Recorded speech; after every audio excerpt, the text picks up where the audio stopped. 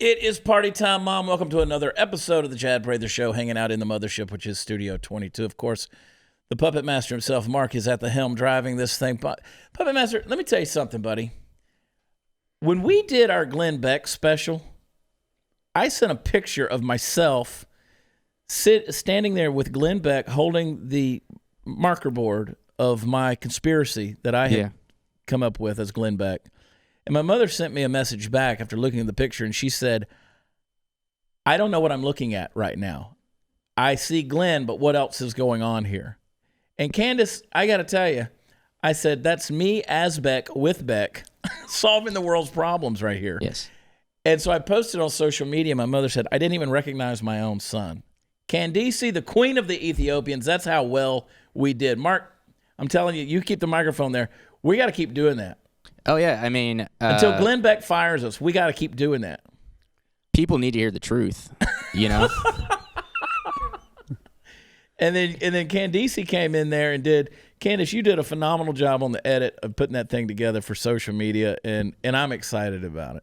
I think it's fun. It goes right up to the top. The conspiracies always go right up to the top. Nobody is safe. No one. We're going to solve it. No one. It's free speech. We're doing free speech here.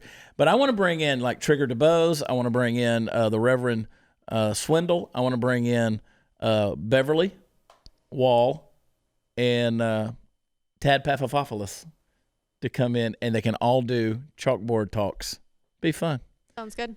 Over in the Party Foul Pub, hot news, Natalie. Hi. And Party Foul Steve. Look at you guys. Are y'all drinking Black Rifle coffee? Just say yes. Say yes. Double fisted. Hide that cup. I kid. Somebody hit me in the chest with a foul ball. I kid. You know, somebody said that thing was staged. Yeah. Somebody jumped up on social media and was trying to say that guy that took the foul ball or took the home run off the chest and didn't drop his dillies, his Bud Lights, that was staged. How can you stage that? No, because in a sea of red, he's the only guy in a gray shirt, and I think they were staged throughout the stadium. Just waiting for a home run ball. Probably been at all the games, and finally got the shot. And that right there is why you make the big bucks, Steve, is because you're a thinker. That's right. That right there. The guy should probably go play the lottery too, because the chances of them hitting a home run that was just right there in the front row. Probably by the time this one comes out, we'll already have discovered that it was rigged. We'll probably need to pull the chalkboard back out. Yeah, we will. Listen. Yeah, it'd be hard. I'm like, you've sat out in the outfield, or like we were at the ball game, at the Rangers game a couple of weeks ago, and we were sitting like third row down the first baseline, and it was me, my wife, and this other couple were there, and we didn't know the couple, but the line drive came and hooked around and hit the lady sitting next to my wife, just drilled her in the side of the head. Like, I'm not gonna take that for the team. Like, I'm not taking it in the chest or anything else. Those balls are hit hard, dude. They are. Anyway, you want to talk about hitting people hard? Like hitting people hard. Yeah. Former Navy SEAL and sniper and author Jack Carr's in Studio 22 with us. I'm excited about this, dude. Welcome. I am fired up to be here. Thank you for having me. And what an amazing studio. Surrounded by whiskey, got taxidermy out. This is beautiful. I feel right at home. I feel like I never left Utah. It's great. Got taxidermy up. I love it. We got our little picture. People will ask a lot of times about this backdrop right here. That's an actual picture of downtown Fort Worth. Our guy who took the picture had to go upstairs. There was this club up there, like one of those rental office places or whatever. He had to join it. They wouldn't let him come up there unless he had bought a membership to come upstairs to take that picture. But that's an actual picture of downtown Fort Worth, looking over Sundance Square, which is kind of cool. And so you're from you're living in Park City, Utah. Yep, living in Park City, Utah, but spent the majority of my time in the Navy in San Diego and Coronado there. Oh, we're gonna tell some tales today. Let's do it. Because you're a tale teller. That's what I am. You're a now. tale teller, That's and right. I'm excited you're here. And I'm gonna get into this here in a second. Now, I got to do this because we got bills to pay, and this is one of my favorite things right here, because you've heard me talk about it on other shows, and I'm excited to be able to talk to you about this on this show. The holidays are coming up. You got to be buying some gifts. I got a really cool one. If you love guns, and we all love guns, then I've discovered this thing, fallen in love with it. It's called iTarget Pro. This is the first dry fire training system to combine smartphone technology with the industry's best laser bullet. Yeah, I said it. Laser bullet. Using your smartphone, their proprietary app tracks a laser bullet which fits your gun It'll detect exactly where your shots are landing. And iTarget Pro, completely safe. There's no real bullets in the gun. You don't put one in there either. It comes with your caliber-specific laser bullet and target system. I just got a new 9mm in this past week, and right now you get 10% off plus free shipping with offer code CHAD, C-H-A-D. Train risk-free for 30 days. Because here's the deal: the dry firing and the trigger pull and all that, you got to get used to stuff. Steve, you were at the range yesterday. Yep, sure was. How'd you shoot? I shot great. Did you? Were you shooting the Glock 19? Yep. That's an okay gun. Great. My son started reloading 9mm rounds, so so far he's given me all of them. You'll take, dude. Even if he wasn't doing it properly, you'd take it if it was free. You're funny. No, he did a great job. They all, not a single misfire. They all hit what they were going to. They all hit.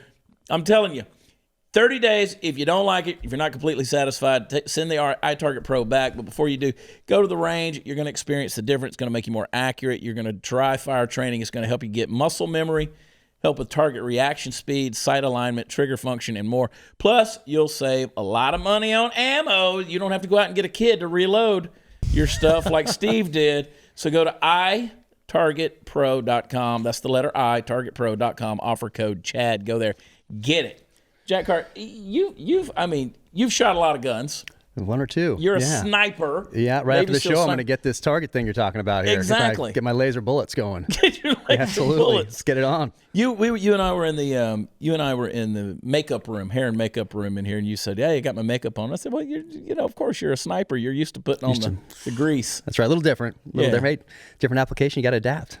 You wrote a book that I fell in love with, and when I first started reading the book, I was like, "This is crazy what I'm reading right here." What is this author putting this guy through here? A book called The Terminal List about James Reese. Yep. Reese. Did I get the name right? Yep, you James got it. Reese. Okay, you got it. I start throwing names around. I want to do them backwards. Who is a Navy SEAL? I don't want to tell all the story because people need. If you haven't read The Terminal List, you need to read The Terminal List. Thank you. Great book. This dude goes through hell, and it's a story of vengeance. Yep, exactly. So I wanted to I knew I wanted to be an author since I was a little kid. I knew I wanted to serve my country in uniform, specifically as a SEAL. As soon as I found out what they were in second grade at age 7. Right. But I also knew that I wanted to write fiction one day, and the SEAL side had to come first. But I knew that was going to be my transition. So really back in the 80s, I was reading all these guys like Tom Clancy, David Morrell, Nelson DeMille, J.C. Pollock, Mark Olden, all these guys that had protagonists with backgrounds that I wanted to have in real life one day. And typically back then, the protagonists of the 80s, they all had experience in Vietnam as guys in Army Special Forces, as SEALs or CIA guys or something like that. And knowing that that was my path, these guys gave me a foundation in the art of storytelling. And some of my favorite stories from back then and to this day continue to be stories that have that theme of revenge. And there's just something about that theme that resonates with us, because I think in today's day and age, if you're slighted by someone, you know that laws keep you in check for the most part, and you can't act on these things, these passions, these primal instincts that you have, because you'll go to jail and maybe go to death row or something. But you can escape into a movie theater, and you can escape into the pages of a book and experience that and get that kind of relief, that release through someone else's story. So I knew that this theme of revenge was going to be what I explored in my first novel. So I had a little yellow sticky on the side of my computer that said revenge. So if any sentence, chapter, paragraph didn't directly or indirectly lead back to that theme, then it was gone. It was I just got rid of it. And I got that from Stephen Pressfield, so I don't want to take credit from that, who wrote Gates of Fire and Legend of Bagger Vance. You're listing off numerous authors. I read a lot of books, and I love the recurring characters.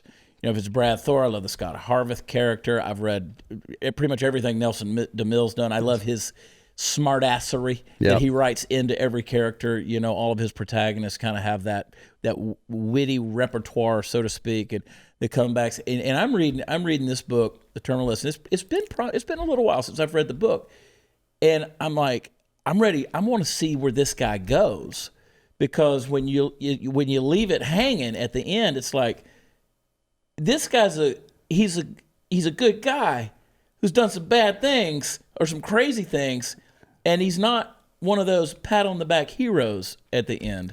Right. And so now you've written the follow-up book, and we're getting into this thing deep now. That's it. So I think that the reason that you like and people like recurring characters is because you form a relationship with them. So I was very cognizant of the fact that I wanted my main character to be someone that you'd want to have a beer with. You want to sit down and have a beer with, but he can also flip that switch and get the job done because he has the experience and the training and the time down range where he can use those skills, but then essentially in the first novel become the terrorist that he's been fighting for the last, in that book, 16 years at war, become the insurgent and bring that war home to home soil using the tactics and techniques of the enemy that worked so well against us in Iraq and Afghanistan on home soil, and particularly focused on this conspiracy that he becomes involved with, but also targeting people who have been sending young men and women to their deaths now for close to 20 years. So there's a few different ways you can read the novel, but it's an escape and it's a fun ride, and I'm excited to have the third one coming out in April, pending the DoD review. The Department of Defense gets to take a look at all this stuff. Now let's talk about that because okay, so you got the Terminal List, which of course is the inaugural book. That's the one that launches this character out, James Reese. You got him doing all these things. A lot has happened to him. Then you've got True Believer, which is the follow up to that, and then so you literally, and that was the question I want to ask you because you're coming from a perspective of experience. You know, when I'm reading a Lee Child book and I'm looking at Jack Reacher and I'm going, this is a guy writing under a pseudonym from Britain about a major, a guy who retired out from the 110th MPs in the Army. Well, does this guy really, I mean, he just got this guy out here like the Incredible Hulk just kicking people's ass. You're actually coming in, I don't call it, to steal a Glenn Beck term, quite honestly, I don't call it fiction, it's faction. Brad Thor's good at that, you're good at that, and I love reading that because when you're reading it, you're learning something. But like you mentioned, the DOD has to approve these things. Right, which is a little bit of a pain because what I signed in the military, for people that have top secret clearances, you sign something that says that anything intended for public release will go to the DOD review board, and then they'll go through it and get back to you in a time not to exceed 30 days. Oh, boy. Okay, so the first one they took 45. I thought that was pretty good for a gigantic government bureaucracy. That's only a couple weeks late. That's great. So I submitted the second one, and 1 month passes, then 2, then 3, then 4, then 5, then 6, and creeping up on 7 months, we finally got that thing pushed through. I mean, this is a book that most people go through in a day or two, and they took 7 months. So they're not very big readers over there at the Department of Defense, obviously.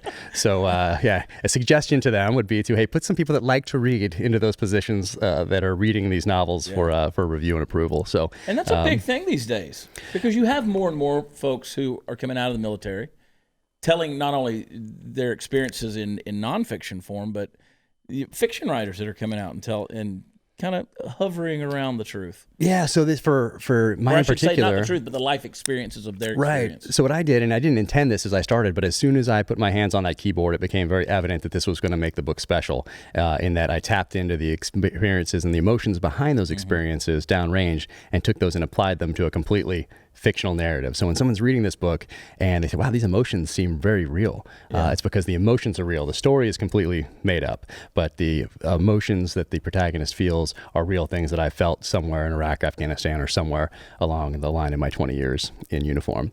But the DOD, oh my goodness, so they take out some interesting things. So they took out one word that has been spoken by people also that had TSSCI clearances, commenting on the al-Baghdadi raid for the last couple of days.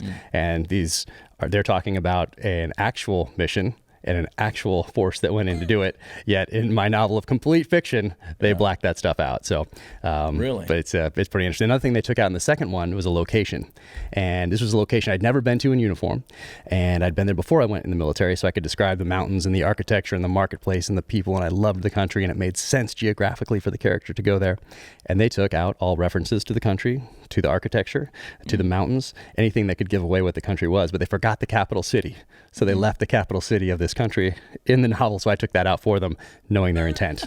So just how it goes. I was going to ask you what the capital city was. So yeah, it's taken out, but I did appeal at this time, and so I won some on appeal, and it means when the paperback comes out, people will get to see what the government didn't want them to know. That's cool. Yeah, I don't want to build it up too much though, because it's fairly ridiculous what they took out. Which does not surprise anyone listening, I'm sure. And that's one of those devil in the details, mundane. Of course, the DOD's listening to what we got to say. I mean, they're listening. They watch the Chad Prather Show daily. It's crazy. They're streaming it live. We're being monitored. This is like a whole Edward Snowden operation here. It's crazy. Be careful what you say. I know. Yeah. You really do. I mean, how are you going to get away from it? I mean, look at the how times have changed. And we were talking about this. You have this digital technology that's out there. You can't really hide anything from people anymore. You talk about the Baghdadi raid, the al-Baghdadi raid.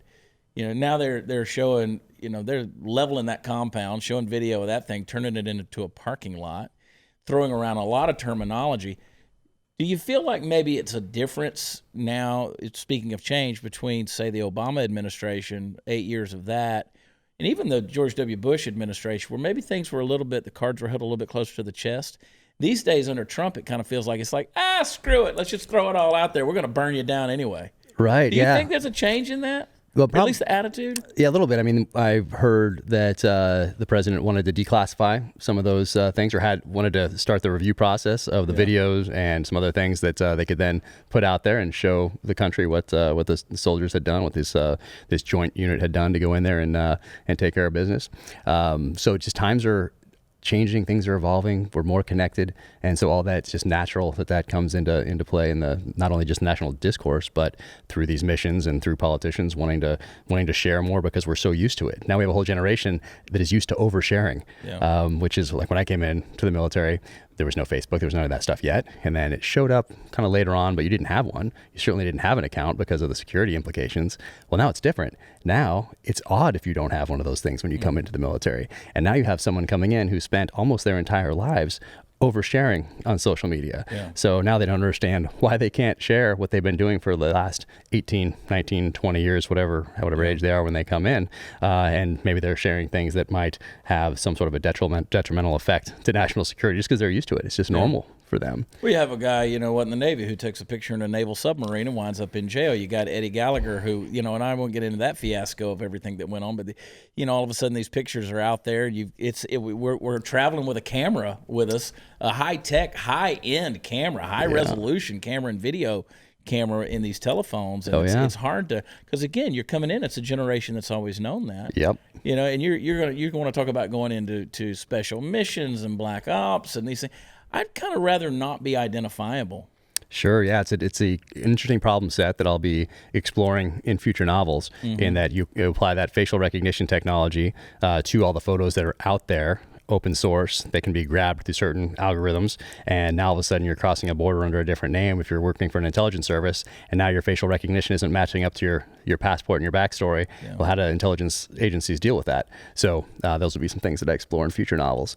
And I'm glad I'm doing it from this side. It was a good 20-year run in the military, and I feel very fortunate to have done what I did and escaped relatively unscathed. But for that time that I was in, that pendulum was over on the side of the team, because when you're in, that's where it has to be. It's on the mission. It's on that. That's what you owe them and their families. You have to be solely focused on that task at hand.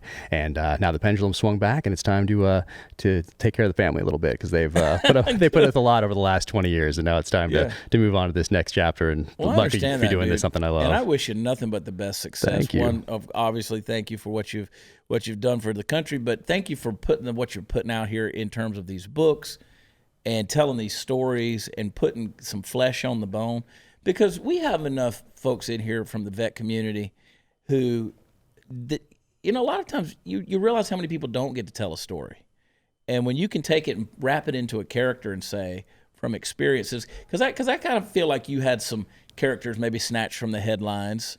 There may have been a few there, but for legal reasons, we'll say no. Yeah, I don't really talk about. It was complete fiction. We made all that stuff up. There were no politicians depicted. Exactly. One in particular might jump out at people as being. Anyway, we'll leave it at that. Yeah. But the main character, I mean, he's definitely not me, but it was very helpful to have a character with a background similar to mine, and that he was a former enlisted Navy SEAL sniper, and he becomes an officer at a certain point. And then when we meet him in the first novel, he's at that stage where it's time for him to get out, because he's made a rank where he's not going to be taking guys downrange anymore, leading them from the front, kicking indoors. And that was where I was, because if you stay in the military past that 04 rank and you get up to 05, you're you're in charge or whatever, but you're really leading from a tactical operations center, and the guys are going out and kicking those doors in and tactically maneuvering on the battlefield. So that was going to be my last deployment. Was the last time I'd tactically maneuver guys on the battlefield and have that responsibility and that weight and be doing what I came in to do. So that's where my character is, James Reese, when we meet him in the first novel, and then that's where everything goes crazy and gets thrown into this conspiracy and gets to put those skills to use. It really goes crazy.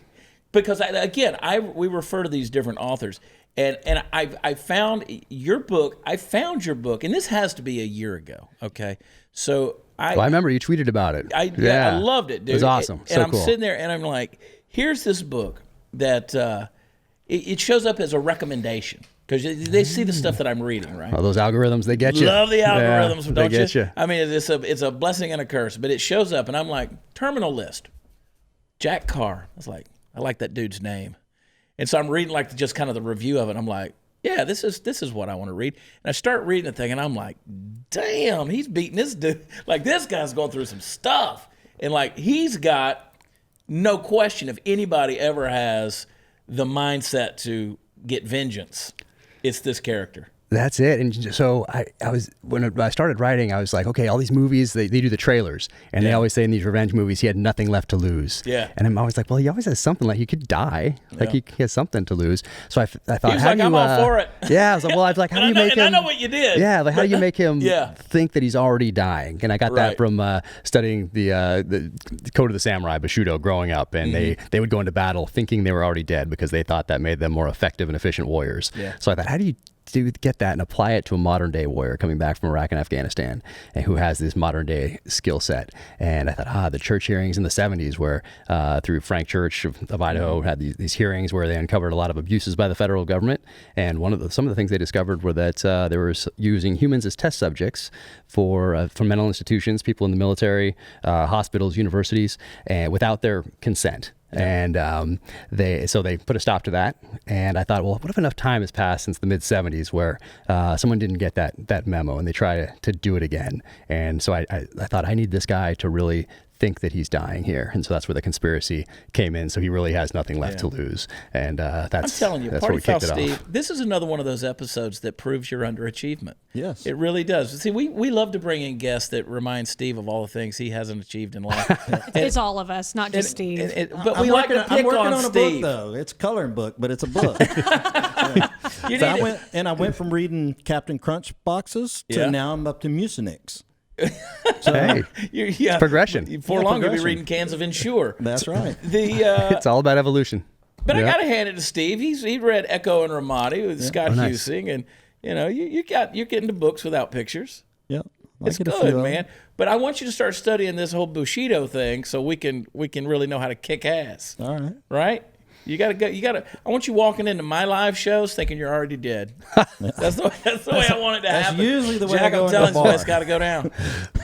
What's that? That's the way I go into a bar. Yeah, that's the way I'm already drunk.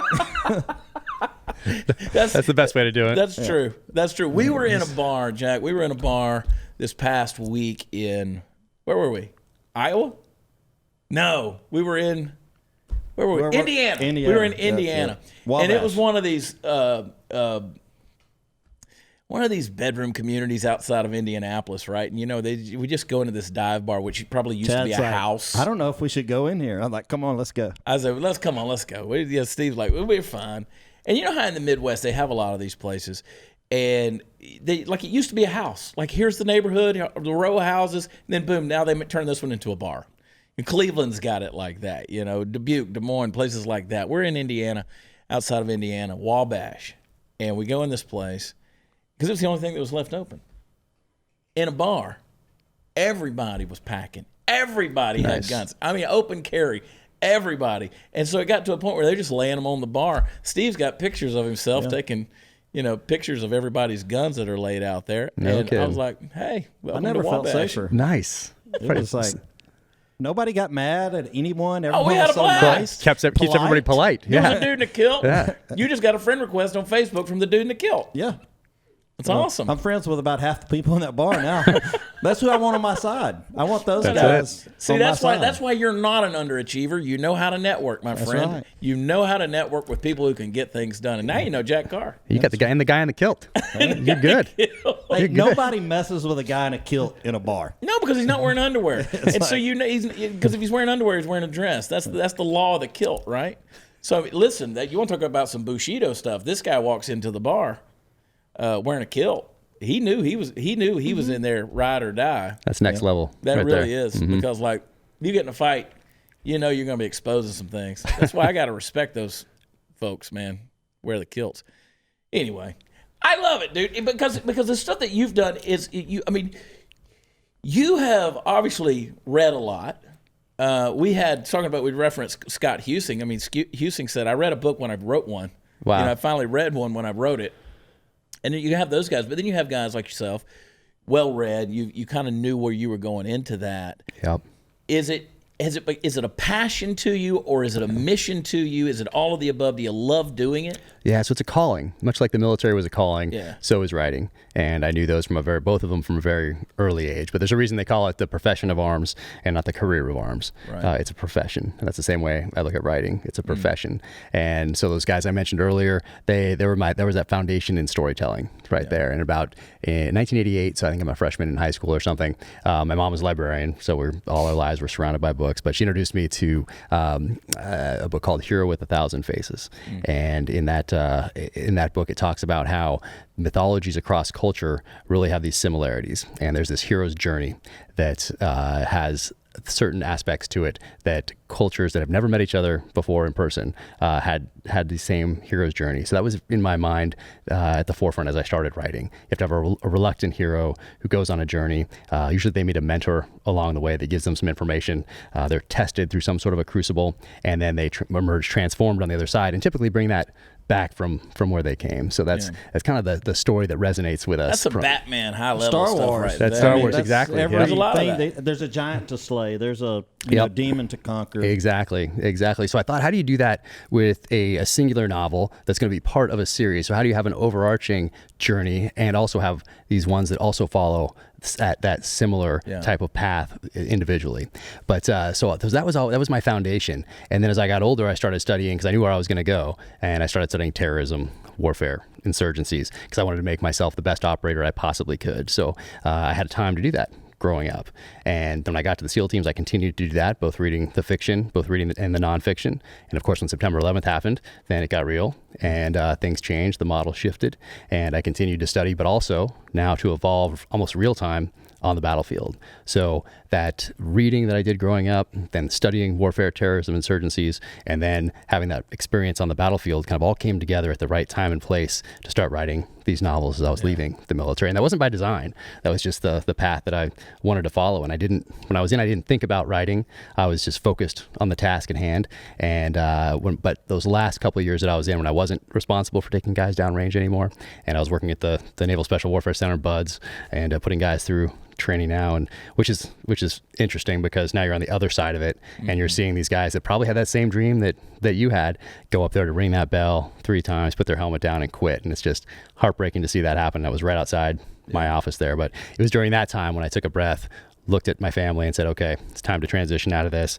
My next chapter in life is all about writing and all about taking care of my family. So that was the transition there. But I've loved reading from a very early age, and just have a passion obviously for it, and love telling these stories and writing these stories, and love every bit of the process that goes into putting one of these together. And what does it the SEALs say? The only easy day was yesterday? That's it. That's the sign. That's what I'm told anyway. Yeah. So right there on the grinder. That's the deal. I mean, and now you kind of undertaken this whole new challenge, which is a challenge. I mean, because I tell people, I say, if Brad Thor kills off Scott Harvath, I'm going to be upset when that happens. It's like this, because this dude. I think you're safe. And so look how long Chad's been working on his book. I'm not, dude. Listen, mine's easy to write. Mine's written. They just got to, whatever. Anyway, How do you think, gets old. Jack? How do you think that our current commander in chief is doing? Knowing that you've served under others, Right. Would this be somebody you'd like to? Are you wanting a Yelp rating? So, Yelp rating for President Trump. Do you mind? Yeah, so it does affect the guys at the tactical level, and it can affect you in a few different ways. So when I first came in, the gear was really what we've been using since Vietnam. And we all thought that we were going to go through buds, and we were going to get to our first SEAL teams, and we're going to walk across that quarterdeck, and they're going to give us these pagers, and we'll be out at the bar, and the pager will go off, and we'll go out and save the princess and come back, and then be drinking at the bar again by the next night. Mm-hmm. And that wasn't really how it was. They you crossed that quarterdeck, they handed you the mop, and said, hey, new guy, start mopping that floor, change that light bulb, paint that wall, and you did new guy stuff. Mm-hmm. And this is before September 11th. Models obviously different now. But the gear, when we went to get the gear, we thought we were going to get all this amazing stuff, and the golden Connex boxes, we call it, would open. But really, we had the same stuff that they've had since Vietnam. Yeah. And the gear was not that great. So there was a marked difference as soon as George Bush became president, and even before September 11th. Yeah. And we started getting better gear, and the funding was there, and it just started to flow. And then when September 11th happened, of course, and it might have been the same with any president, who knows, but then that golden Connex box appeared, and now we've been at war for creeping up on 20 years. So we've had 20 years of evolution, of testing, of improvement on gear, and also on tactics and everything else. But now we have some really good stuff in the system, and it came in pretty quick after George Bush became president, even faster after September 11th happened. So for this current president, I wasn't in when he was elected, so I'm not sure what the difference was, but I know the guys at the tactical level would feel a change, and that one of the challenges of being a combat tactical level leader is to keep them focused on the task at hand and not get too distracted by what's going on politically. And when we were leaving Iraq at the end of 2011, it was very confusing. So Obama did not come in, but I think everybody else came in to have meetings with senior level Iraqi officials to say, hey, are we staying? Are we going? If we're staying, what are our authorities going to be? Where are we going to be based? Who are we going to be working with? What can we do? What's our mission?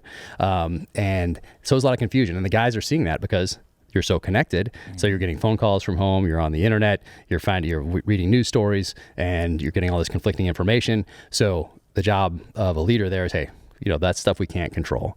That's out of our control. What we can control is here. Tonight's mission is working these intelligence packages, waiting for that trigger, getting ready to go, stay focused, knock this mission out of the park, and come back, do our debriefs, if we have a detainee, do some interrogations, get some information, and maybe go hit somebody else again. So keeping the guys focused on that, regardless of who's president, is really key, is important. And the guys know that the people to the right and left are depending on their actions out there on the battlefield. So they know to be focused. So it's kind of like white noise in the background. So it's there. It can distract you, but you got to stay focused on the task at hand. So I don't know how it is with Trump out there. I'm sure guys are looking at tweets and Facebook posts and Instagrams and all that stuff and talking about it, and but when it comes down to kicking in that door and going out there and executing the mission, that's the focus. I think a lot of Americans don't realize that when we drove Iraq out of Kuwait, 91, these guys were wearing uniforms from Vietnam. I mean, they're in the desert looking like trees. Well, a few of them did, and then we just got some of the chocolate chips around that time frame, I think. But yeah, there's been some evolution over the years. Right there. But I mean, they still I had the chocolate chips. Yeah, those? So. Nice. Yeah. I mean, you did. You were in what, 91, 94? 90 to 94. 90 to 94. Nice. Chocolate chips. That's it. Yeah. Exactly. I went over in 91. Oh, nice. So but I was desert cleanup. Here's a mop. Got it. Yeah. New guy. Here you go. It was a sightseeing tour of Kuwait, and here's for a me broom. anyway. Sweep the sand. That's funny. It doesn't sound too bad though. No, it wasn't bad at all. I got to see it all. The beautiful thing about Party Foul though is Steve doesn't how sometimes guys will just kind of puff up their experience. Steve's like, nah, I was chilling. Yeah. Nah, I grew the hair out. I'm just chilling. But God bless you, boo.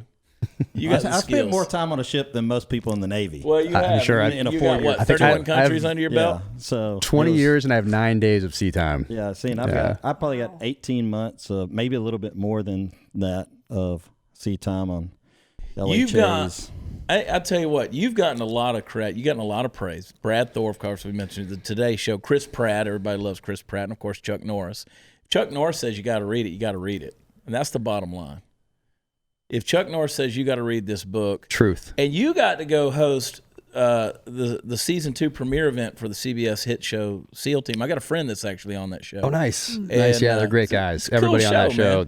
they do a great job with the show. They have 150 veterans working behind the scenes, and some of them in front of the camera on that show. And I think that's what makes it so realistic. You have guys in the writing room that were SEALs. Mark Simos is in there leading that writing crew. And you have people that are on the show that are as actors. So usually you have a technical advisor. Right. So that technical advisor is here looking, I think they can probably get distracted just like anybody else, especially on a set. But if you are in the show and you know your friend's going to be watching you and then are going to be texting you and calling you and saying, what are you guys doing? Like, how did you stack on the door like that? You got like, you have a vested interest that's not just as an observer, but it's as an active participant in that show. So you're more heavily invested, I think. So to make it as authentic as it possibly Exactly. And Yeah. listen, Exactly. I'm not military. I come from an Army family, but I did not. I pursued higher education and all these things. And so it's funny because, and I got to tell the story again. This summer, we participated in making a movie. We were in Atlanta, and I was playing this Master Sergeant Marine who's retiring out after 20. And they had the consultants on the set and stuff like that. And I was nervous because I'm like, I want to do everything correctly. Like, how would you pick up that bag? How would you, where are you going to put your gloves and your helmet when you pick that bag up? And so it was nerve-wracking for me because I know what you're saying with that. And I was on the CBS lot last summer, and they were moving sets in and stuff like that. And I had a meeting with executives and buyers here in CBS, and I was like, they were like, we got to get this meeting. I was like, I don't want to sit here and watch them do what they're doing here because it was cool. It's super fun to go out there, and I've gotten to go out there and check out the set and watch them film and all that sort of thing. So great group of guys both in front of and behind the camera. And today, back in, let's say in the 80s, you could do a show, police show or military show or whatever it was, and there was no way for people to comment on it and tell you how you'd messed it up. Well, today everybody can comment on how you're screwing things up and publicly can tell you on the show. So I think today there's an added incentive to get it right. And they do invest the time, energy, and effort to do that in most shows, particularly in SEAL Team, because I think they take it above and beyond, have taken it to the next level to really get it right, both storyline wise, character development wise, families, the whole thing. They do it right from beginning to end. Do you feel like novelists and even Hollywood and a lot of the nonfiction attention that has been put on special forces, in the different branches of we referred to different guys that we know who have been special forces, different branches, Matt Best in the Army, and, different guys, our friend Chad Robichaud, who was Force Recon Marine, and Navy SEALs. Do you feel like the right amount of attention is put on that, or are people misguided? And because I know that the average person says, Navy SEAL, man, that's a killing machine right there. He's out there just laying waste. I mean, this guy, and yes, I know that there are those elements in the world, but do you think it's the right amount of attention or the right kind of attention that comes to that? It's tough because it is what it is. We are where we are in the world, and people are interested in those sorts of things. And back in the 80s, I read everything I possibly could, nonfiction, on SEALs, on Army Special Forces, on Army Rangers, on Marine Recon, anything I could possibly find on these guys that was nonfiction to better prepare myself for where I was going and just be more educated. And you could read all that stuff back in the early 80s in about an hour. By the end of the 80s, maybe 3 hours, 4 hours, but you could pretty much get through it all. There's no internet today. You just type in U.S. Navy SEAL, U.S. Army Special Forces, whatever, and an unending supply of information comes up on that. But along with that, more books, nonfiction are out there. You couldn't even read, if you take the internet out of it, you couldn't even read all the books that are out there now, nonfiction on special operations and current event books that have a special operations component to it that someone else is writing about. So you can't read all that stuff. It's just, there's so much. So you have to really pick and choose. And there's going to be some books that are good, some that are not so good, and everything in between. And how I look at the ones that people write from their perspective, I look at it as coming from their perspective. It's not an end-all be-all of everything incorporated in this either mission or whatever it is, whatever they're talking about, but it's this person's perspective. And now that's a first-person account that's going to be used later as one of many first-person accounts. Many interviews when historians go back and write a history that's more holistic in the approach. So I also think today that kids need heroes. And I'd much rather have my kids reading about a special forces guy, a SEAL, a Marine recon guy that's talking about his experience in Iraq or Afghanistan, rather than reading, let's say, a biography of the Kardashians or something. Nothing against the Kardashians, but I think I need no heroes. offense, Natalie. No offense.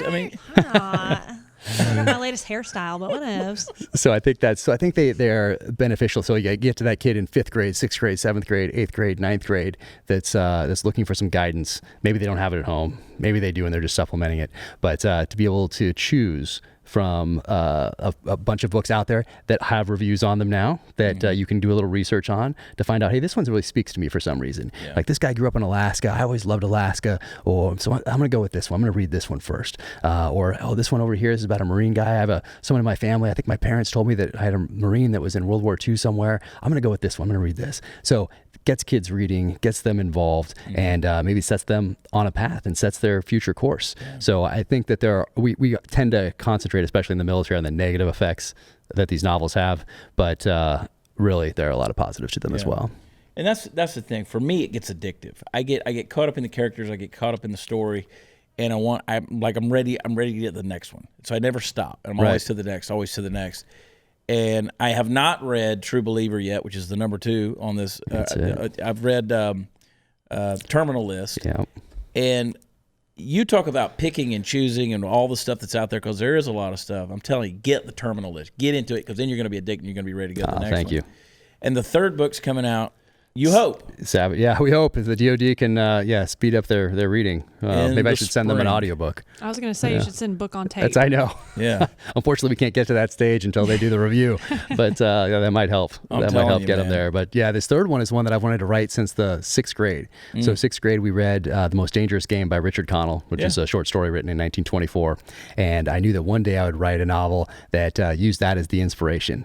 And it didn't make sense coming out of the gate to start with that one, but it made sense to do it at this stage in the series. So I'm super fired up for it. And it's one of the ideas I had. I wrote down about 6 or 7 different ideas as I was starting, put them all on a table, did 1-page executive summaries.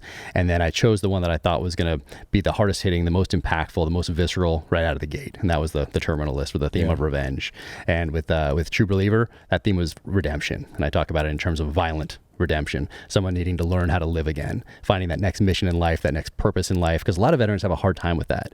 And I was very fortunate that I knew what I wanted to do. My next mission was essentially handed to me. I didn't have to search for it, but most guys do. They have to search, and they get on the outside and they try to replicate what they had in special operations in particular. And that's tough to do. That's almost impossible to do on the outside. So I recognized that before I made that transition, but I tapped into those feelings of transition for that second novel, because everyone goes through transitions in life, no matter what it is, whether it's a job, whether it's relationship wise, whatever. You're going to go through transition, and then you're going to face adversity. Everybody faces some sort of adversity in life. So this is a continuation of that journey with the violent redemption as its theme. And then for this 3rd one called Savage Son, I'm exploring the dark side of man through that hunted versus hunter relationship. Right on. Somebody asked me the other day, I was doing a magazine interview, and they were like, what was the question? Who's the most famous person you've met in the last 3 years? And I said, well, I met a lot of celebrities. I said, but to me, the people that matter, people like yourself, people like, these guys that we've listed off who go out there and have done the thing that's necessary to maintain a state of liberty in this republic, and served and sacrificed, and in many cases given all. So that's been the biggest blessing to me. And so to be able to memorialize and to honor and to tell those stories in a way that is not only entertaining but truthful and honest and heartfelt, I appreciate what you're doing with that. Well, I appreciate that. And actually, that's one of the things that got me through BUD/S. Well, one of the things was that SEAL training. And one of the things was I wanted to do it for so long. I told all my friends since I was 7 years old, this is what I was going to do, so I could not show my face at home having quit. And I couldn't do it. Yeah. So, but the other thing that really got me through was thinking about everyone that from the inception of this country up until today had given me the option to be there on that beach, given me the freedom to choose my path, to be there on that beach in sunny Southern California, doing push-ups, doing sit-ups, doing runs, doing swims. And then I also thought of those people that had laid it all down, storming the beaches in Normandy, Iwo Jima, And I thought, you know what? This swim that I have to do, I'm a little chilly here on the beach and people are quitting in droves here during Hell Week, but this is nothing compared to what those people went water's through. just 25 degrees. No This big is deal. nothing 23-mile swim. You know? Yeah, but it was really nothing compared to what those people sacrificed to give me the freedom to do that and follow that path. So, once I thought about it in those terms, I said, this really isn't that bad. So I think those two things really helped get me through. That's I amazing. feel like that's the mentality that's missing Yeah. in a lot of people today. No, absolutely. Is putting your life in perspective. Yeah, and